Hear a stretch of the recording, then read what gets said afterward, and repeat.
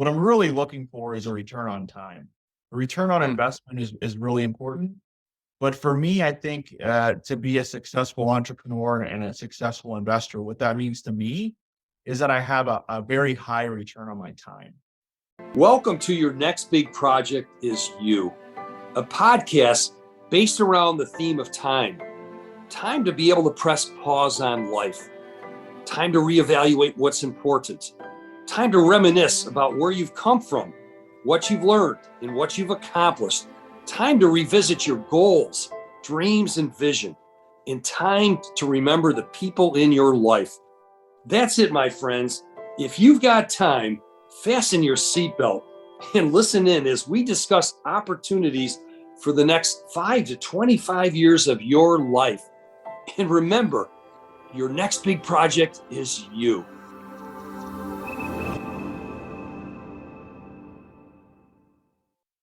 Welcome to our podcast. I'm really pleased. I've got a special guest today from Houston, Texas right now, but he's been around a couple of other cities in this trek down to the Texas area and things. And Zack Oliva. Zack, thank you so much for joining us today. Thanks for having me, Leo. I'm looking forward to having a great conversation today with you. You know, Zack, after talking to you and hearing your Youngstown, Ohio roots and Ohio State, and somehow you ended up down in Texas. But what caused me to think twice and to really open up my eyes is to, man, how you've been recognized already in your career. Super Lawyers, is one of Texas rising stars, and for best lawyers, one to watch. I said, if it's one to watch, then it should be one to listen to, by my standards. So you have accomplished so much in a short period of time as a founding partner, a managing partner of a law firm that specializes in the energy industry, if I got it all right. Zack, tell us about your journey. It's really interesting for my first conversation with you. Sure. So I went to Ohio State, went to law school at a school called Capital University, and also in Columbus, Ohio. And I heard about the oil and gas industry. I never heard about it in my life. And at that time, they had discovered a very prolific oil and gas play in Ohio called the Utica Shale. And one of my professors, I talked to a few firms in Ohio, and none of them at the time had an oil and gas practice. And I had a professor who said, look, if you really want to do this, you need to move to Houston. And I had never been to Texas in my life, but I cold called about 50 law firms in Houston. I found one that was looking for one Ohio attorney. And I moved down immediately. It was my first time in Texas, actually. And after about a year, decided to start this firm. So actually, next year will mark our 10th year in business. Wow. We've got about 50 employees on the team. At our firm, we represent oil and gas companies across the country from a couple of different offices. And we have an amazing team. And really, we've built it all together over the years, which has been a lot of fun. And in January, I launched a hedge fund, Oliva Partners Management, which is a clone of the original Buffett partnerships, both in philosophy and fee structure. So investing and entrepreneurship has always been a passion of mine. And I just decided that I want to start managing money professionally for myself and for other investors. Wow. I mean, Zack, come on, there's only 24 hours in the day. I don't know how you get everything done. As the leader of the law firm, launching this other investment opportunity and things. I love the fact of just your ambition, your passion. You're like an Energizer bunny here in terms of going, and making a difference and responding to opportunities. How you getting all this stuff done? I think the biggest thing that I've learned over the years is that focus is really important. Making sure you're working on the right thing at the right time. Mm. Um, I also, over the years, have worked with, I spent a lot of time on personal development, seminars, coaches. I read a lot of books, and all of that stuff has really helped me improve. What I'm really looking for is a return on time. A return on Mm. investment is really important. But for me, I think to be a successful entrepreneur and a successful investor, what that means to me is that I have a very high return on my time. So um, I think probably my wife might disagree that I'm the Energizer Bunny because I think to her, I'm either taking a nap or reading all the time. And that's pretty much how I like to spend my time is taking a nap or reading or just sitting around thinking. And I tend to believe that, I don't have to make a lot of the right decisions. I just have to make a few good decisions a year, and that really carries most of the freight. Yeah. That's an easy acronym to remember, my friend. ROT. I haven't thought about that. Return on time. We're probably gonna have to trademark that for you. It is a shift off of the ROI mentality of most people. And I've Yeah, I've I always thought, my interpretation of that as well, Zach, is more of like an ROI, return on you. right. And I think I Yeah, return, that's I a think great way that's to a put it. I think that's a kissing cousin to the return on time. In terms of they Yeah. come together and things. But it's interesting. You grow up in Youngstown. I've got to feel there's from the Midwestern roots here of an Ohio Sure. boy, because I know I grew up outside of the Rochester, New York area. That I keep thinking if somebody comes from core values and families, and your Ohio State time, and now down here with a wife and I believe children. Is that correct? If I Yeah, I remember have a right? daughter, she's 8 months old. Yeah, and so I'm feeling this performance driven person of Mhm. like great balance in your life here Mm. to do this. I mean, it's like you're constantly. I mean, you're so entrepreneurial in your thinking and in the pursuit of things. Has that always been part of the lifeblood of your family, or where'd you get all that from? Um, well, I've always had I mean, my first job was when I was 13. And I've had a job and most of the time since I was about 13, 14, 15, I've had more than one job going on at the same time. So, I had a job working at a cousin's driving range, uh, driving around the cart to pick up the balls, just getting hit with golf balls all the time. And then I was doing landscaping on the side, and that kind of evolved to, college, 2 jobs at the same time, taking a full course load. Law school, I was a bartender at a bar at Ohio State when I was in law school, and I was also, a clerk at the attorney general's office, in Ohio. So I've always had more than one thing going on. Maybe it's an attention thing, but even when we started the law firm, about 10 years ago, I started an online marketplace, that still sells, construction equipment and material, across the country called Eiffel Trading, that I ran for a little bit, with a really good friend of mine, and we had a liquidity event. So, I mean, my parents worked really hard. My mom she taught inner city kindergarten for 30 years in the Youngstown, Warren area. Um, my dad was a highway engineer, and he was a really, really brilliant guy who introduced me to investing. But it's just kind of always been natural. Yeah, And I think for me, the biggest thing was how do I channel that energy into things that are professionally fulfilling to me and intellectually fulfilling.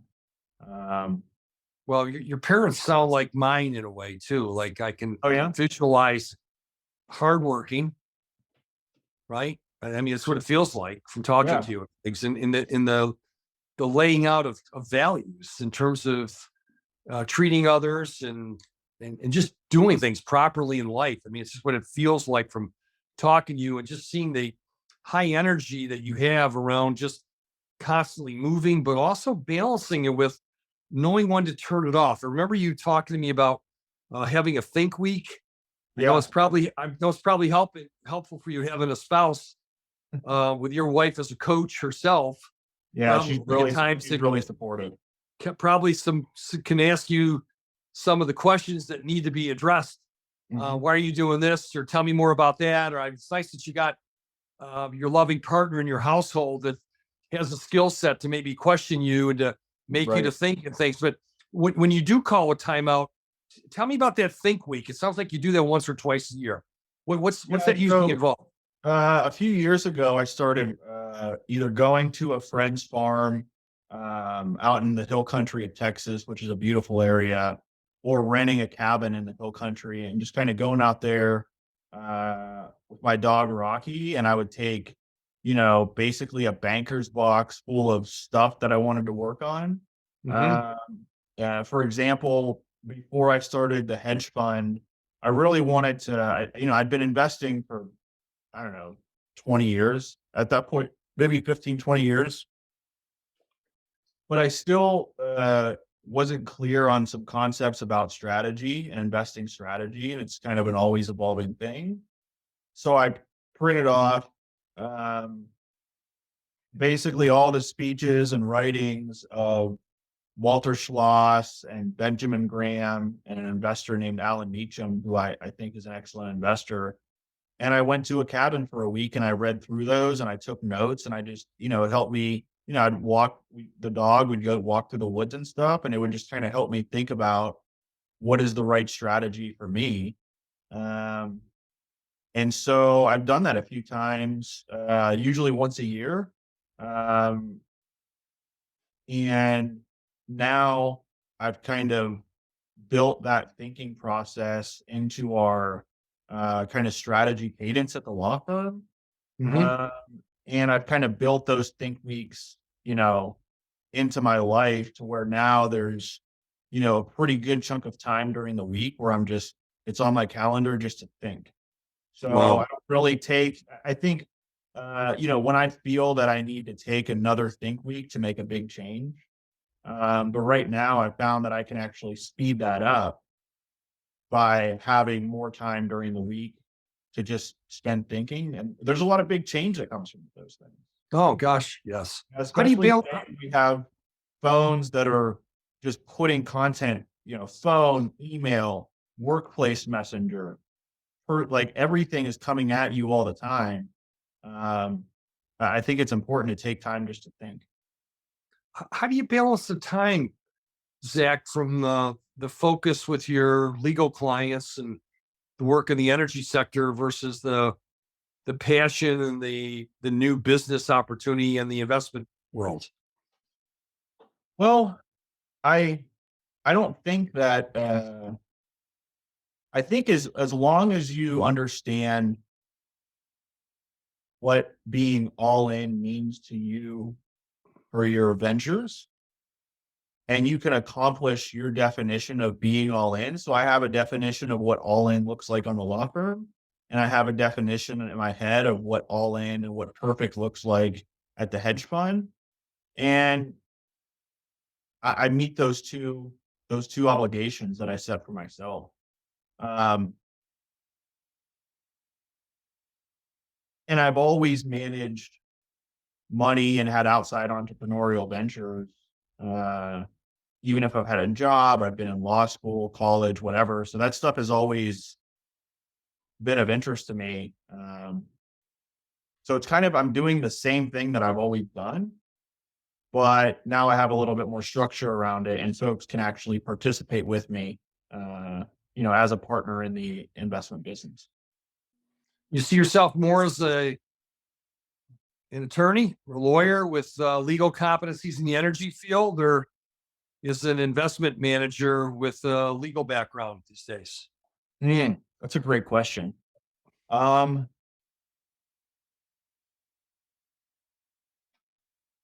it's kind of all knocks together in my head in the same space. I mean, it's just all learning. Yeah. It's things that I've learned. It's things that I want to continue to learn. It's all, in investing and in the legal space, there's theories and then there's the practical advice to give to clients. And I see the same thing, obviously in the investing space too, where there's a lot of theories, as I'm sure you know, with the time that you spend in the financial sector. There's thousands of investment strategies out there. And then there's the practical side too, where you're working with clients who have a bucket of money that they want you to manage, right? And Yeah, exactly. what are the purposes of this money? Do you need it in the next 10 years? Like, what do you expect to do with these things? So I would say that I really haven't. I think it's a really good question. I don't have a definite answer for you. I just really enjoy the learning process that both of the opportunities afford me. I've got to think that you provide even greater value through that passion in the integration of those two competencies of where legal and investments come together. Sure. So there's another way of thinking that I would think that when you're with one of your legal clients, that you've got this investment hat as well that could be put on, or when you're talking from that hedge fund or from that equity opportunity or the investment side, there's a legal side as well that it Yeah. gives people the best of both worlds to do that. I Yeah. think it's a fascinating track to merge the two together. I'm curious. You mentioned more Buffett style as well, from I'm assuming the Warren Buffett Sure. methodology and philosophy. What are a couple of his tenets that stand out to you the most when you're talking to people these days? Um, I think that one thing that our investors through the fund have really appreciated is the fee structure. So when Buffett first started his partnerships in the 1950s, his fee structure was, he only got paid above a 6% compounding hurdle rate. So if, in year one, he only made 5%, then in year two, he would have to make 7%, right? Um, so that is something that has been attractive to our investors. As far as tenets of investment go, I don't really, I try to make things pretty easy on myself because, I just look for great opportunities. And I don't believe that, I'll put it this way, I would be a horrible day trader because I do not check the market every day. I don't even check the market really once a week, sometimes not even monthly. I just make investments in companies that I think that are good decisions. And I plan to be in those companies for anywhere from 1 year to forever. Wow. And I think that the way to compound capital is to just beat the market by, uh, a little bit when the market's down. And when the market's up, that tide will raise you up anyways. And if you just do that for a long period of time, your money is going to compound very significantly. Yeah. Walter Schloss, who actually worked with Buffett under Benjamin Graham, I think he's probably got the longest amazing record. He compounded capital at, I believe, about 16% for over 50 years. And the S&P's performance over that time was about 10% average over those 50 years. So the difference is that if you would have put money with him, it would have turned into about $110 million. And if you would have put that same money with the S&P, it would have turned into about $11 million. Amazing. So that little bit of compounding and beating the S&P over a very long period of time is significant. So I like to tell our investors that I'm a great guy to work with if you want to get rich slow. Yeah. Interesting. Let me ask you a couple questions on that law emphasis and then the investment emphasis. Sure. From the law perspective, who's a really good client for you? Who's a really good fit for your legal expertise and the court competencies and the specialization that your firm espouses? Sure. So we have, I'm biased, but I believe that we have some of the finest oil and gas attorneys in the country that work in our firm, that are very experienced in many jurisdictions. We have some folks who are amazing oil and gas attorneys in Louisiana. North Dakota, New Mexico, Texas, obviously, Ohio, Wyoming. And so great clients for us are oil and gas companies that are growing. I mean, we like to work with companies that are growing because then that creates more opportunities for us to work with them longer. We really appreciate long-term relationships at our firm because we've built great relationships with our clients over the years. And Yeah. that's come from not having that transactional type relationship with clients, but we really believe that our job is to give a lot more value than what's on the invoice. So we really try and build these deep relationships with clients. Well, there you go. Those are some fundamental beliefs and philosophies around the people that are best suited for you to earn the right to partner with. How about on the investment side? How do you describe the best people to work with? It sounds like there's similar characteristics, longer term perspective, people that you Yeah, can I work like. with, bring more value than what they're paying you. It sounds like I'm feeling a lot of similarities here from the legal front as well as the investment front. Yeah, on the investing side, I mean, we've got some folks that are partners who are amazing entrepreneurs that I actually have learned a lot, from them, from conversations with them, from observing their businesses. So, I mean, that's an amazing scenario for me. If we can partner up together and I can learn from somebody. I mean, I can't really, not only am I being paid to manage money, but I'm making more on that transaction because I get to learn, right? Yeah. Um, and really folks with a long-term horizon who see investing and money management and entrepreneurship as I do, which is kind of a lifelong process of learning. Um,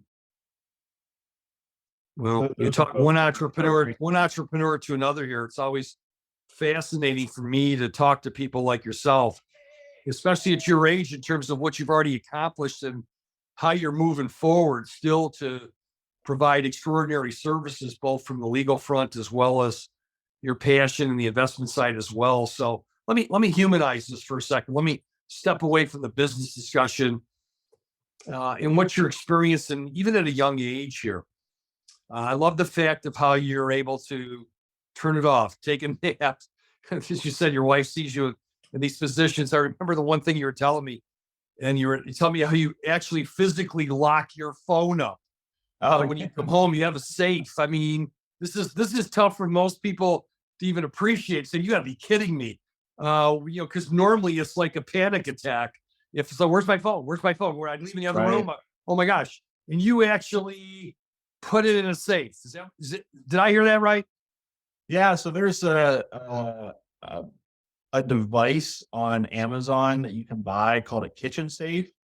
And I think it's advertised as people locking up like potato chips or cigarettes or cookies or whatever. And I put my phone in there and you can set the timer for anywhere from 1 minute to I think 10 days. Oh Uh, gosh. and then you can't get it out. And like that's it. So I used that. I was doing really good. I was putting it away every night for a while. We have a lot of family in town now, so it's a little bit more difficult this week. But I use that thing all the time. And the productivity and clarity that comes from knowing that, like, even if someone calls you, you know, you'll talk to them later, I guess. Well, I Uh, mean, talk Sleep is about mindfulness. drastically improved.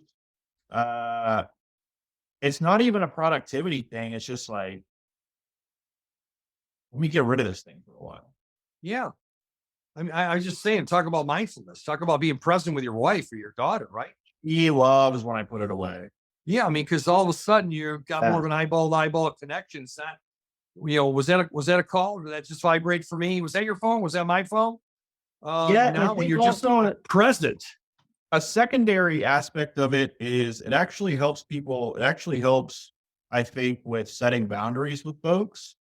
If you're not available and you're not responding, after work hours, for example, then eventually people will learn that you're not available after work hours. But if you're always responding after work hours, then they come to see you as someone who's always available, Wow. right? Good for you. That's rare. That is rare. I remember taking my son and two of his friends to a Syracuse basketball game years ago. So we're driving from beautiful Buffalo, 2 hours and 15-minute drive. Son in the front seat, two of his best buddies in the back seat. I'm driving.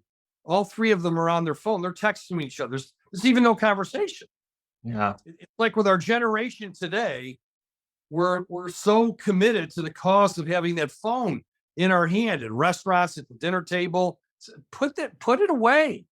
Just put it away. I like the fact that you've got to define location, or it's Yeah. just going there right now. It's not important right now. What's important Right. is me sitting and talking to my wife or my little kid. Oh, I have multiple. I have one in the office. I have another one in my investment fund office. Wow, Um, that's fabulous. it's I had a flip phone for a little bit. I went to Verizon and I got a flip phone. I surrendered my iPhone, and the guy said, that someone comes in almost every week surrendering their iPhone and getting a dumb phone. The problem with that idea was that I got one of my buddies added that number to a group chat, and it like pretty much almost fried that phone just being in Wow, a smartphone group chat. But yeah, good it's for a you. yeah. Hey, let's have some fun and finish this conversation up. I think there's so many people like yourself that are on a rocket ship right now. Mm, You're on a rocket ship of success and a sure. journey with your family taking off. You think about leaving Youngstown to Ohio State and doing some other work, Ohio, ending up in Houston. And I've always said there's moments in time for younger entrepreneurs like yourself that are trying to figure out how to survive in the workplace, right? And that first job, hey, we need some help in the oil and gas field. We need an attorney up in Ohio type of thing, or you got to move down to Houston, right? We go from a sense of survival to security. You Sure. move down, you buy a house, you get married, you have a kid, you Right. start your firm, you hire another attorney, you get involved with investment career as well. Things are taken off. Survival leads to security, leads to success. Holy Mhm. cow, look at what's going on right now. We're doing something right. Right. I mean, we Sure. got to add another attorney or two. We're bringing up new clients into the investment opportunity, things like this. And eventually, the concepts here of some of these thoughts, there's a little card deck I put together here, various cards Oh, and that's topic amazing. areas that literally range from living a life of significance. And I don't Uh-huh. care what age you are at right now, that these same principles of living life with significance, to having no regrets, like I'm turning the damn phone off right now. Where's the safe? Right? Put it on a 10-minute clicker right now, put it on it for an hour, whatever it is.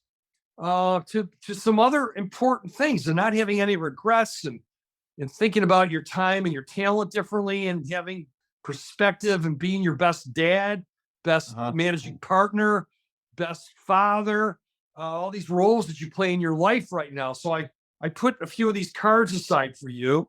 And Awesome. and here there's the first card here on living a life of significance. Uh-huh. And as I turn it around, it says, what does significance mean to you? At Mm. this stage in your life, running a successful law firm and now an investment practice that is opening up a whole new area of opportunities for you with new clientele, and it's taking your level of intellectual curiosity. You're growing and learning. What does significance mean to you, though, while all this is going on? For me, significance is are we adding value to the most people that we can? And are we adding value to people's lives in a way that is immeasurable? Um, that's really, I think, what I'm focused on now. The first thing that pops into my head when you say significance is, am I adding value to people, or am I creating organizations or helping create organizations that add value to people, that build folks up as leaders, that offer, great counsel to clients. That's really important for me. Hmm. So people bringing more value to the table. And I'm sure if I Yeah. said, who do you know that's living a life of significance?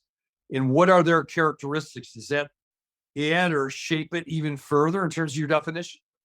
I think when I think about the folks who I admire who are living, I would consider to be living lives of significance, it's probably people who are always seeking to make relationships better. How do I help friends? How do I help family? How do I help professional connections? And really, I would call them, professional, maybe helpers, but they just always add a lot of value to every interaction, to every relationship that you have with them.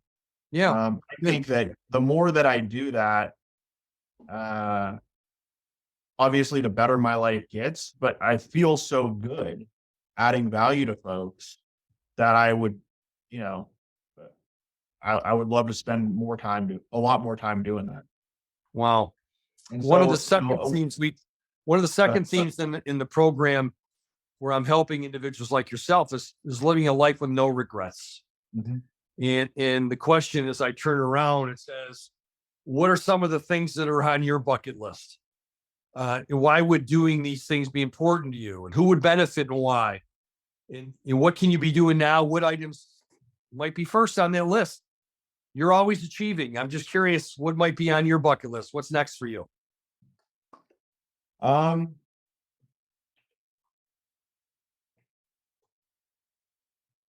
I'm living my bucket list. I'm running an amazing with my partner, running an amazing law firm full of, motivated and optimistic people. And I am, managing money professionally for great entrepreneurs. I've got a beautiful family. Everyone's healthy, uh, very supportive friend group. I mean, my only job in life at this point is to not screw it up. I love that. I'm living my bucket list right now. Yeah.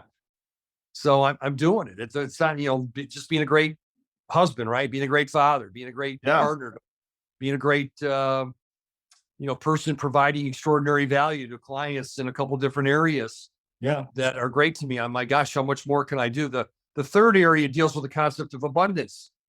In abundance, I reference this as intentional stewardship.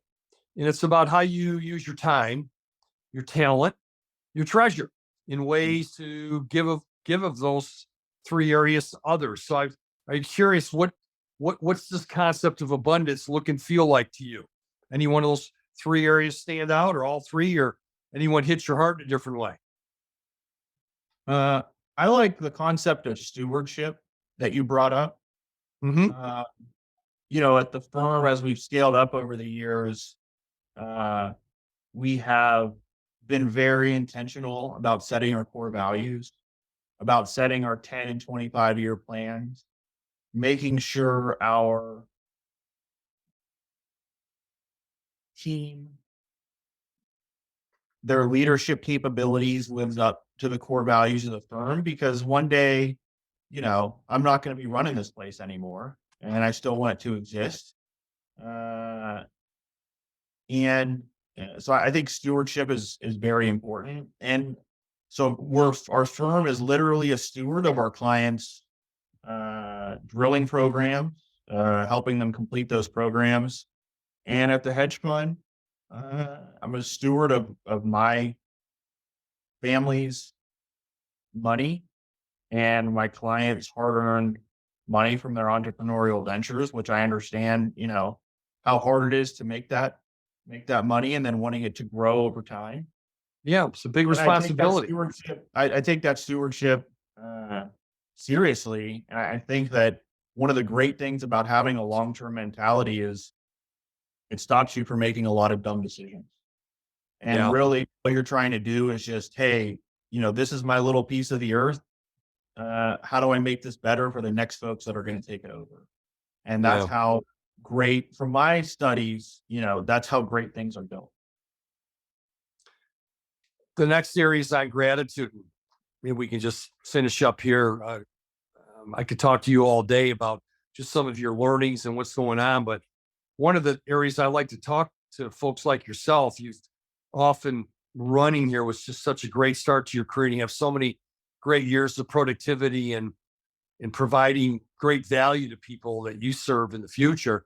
It says, who's on your top 100 list? And who haven't you told what they meant to you in your life? And I'm curious, when you think back, whether it's a parent or a coach, a teacher, a mentor, someone in business, doesn't matter. But when you think, is there somebody that stands out that maybe the question makes you think about? She's like, there's the typical ones, but one that really stands out to me, that if you had to write or pick up the phone right now and you haven't talked to somebody in 3 months, 6 months, and say, I just wanted to let you know, I was just talking about you.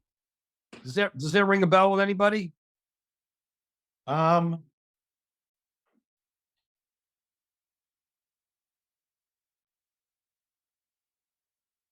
I was very fortunate. Um, I had two amazing role models in my life. One of them being one of my best friends. His name's Sal, and the other one, my dad. And they both passed away this year. And I was so grateful that I had their advice and uh, ear and support over the years that really, I mean, and they knew it. They Wow. knew how important they were to me. And so I got to spend a lot of time over the years, but especially this past year, um, with the two people in my life who had the most impact, period, on it. How do you And describe your telling them dad, though? and How telling do you them what describe your they dad to others? my dad's the man. He had an amazing, amazing sense of humor. Uh, he was an engineer, so he was super, super bright, always learning. Um, but he had an amazing sense of humor. He would come to my little league games wearing a fake ponytail and just sit there in the stands and just knew that, you know, just he had looking an for your amazing, just looking for your reaction, right? Like, yeah, what are you doing? Like, just to get a reaction, just to get a reaction. But he was a great guy. I mean, him and my mom, from a very early age, told me that I could do anything I wanted in life, but I had to work for it. And so I think I took that to the bank. And so far, they've been proven correct. what's one of the traits about your best friend that you remember that brings a smile to your face? Man, Sal was probably the greatest and most genuine people person I ever met. I mean, if you met him once, I actually have friends in Houston who met him one time and they would instantly become friends and they would still talk, a year or two later. He was just a guy that you met and instantly he added, a ton of value and it was genuine too. Um, Trying to get Wow. him out of a conversation with someone that he just met at a bar or at a, football game or whatever was like the hardest thing to do in the world. Because he just made you feel like you were the only person, that existed. He was a fantastic guy. So I had an opportunity, over the years to spend a lot of time with those two who, you know, really contributed in a super meaningful way to my life, and I owe a lot to them for my current situation. Uh, but I also got to reflect this year on exactly how important they were, and so I would just Yeah. encourage anyone that's listening to this to really spend time reflecting about who's really important, and if they're still around, tell them. Yeah, it's great advice to finish on here. And we don't have time to get into the questions, but look at what we just talked about, having perspective. And that's Yeah, having greater sensitivity to what you have and what others don't, but also the perspective that your dad gave you, the perspective that Sal gave you, right, to do this. And then one of the other areas is really about being your best, Yeah. Reflecting on your dad and your best friend. What were their attributes and characteristics that you're smiling about now? The sense of humor, how your best friend could humanize and, be in conversations with people, and you could just see the attachment that it, when you talk about how does this come into your legacy or how people should be talking about you, the way you're talking about your dad, and the way you're talking about your best friend.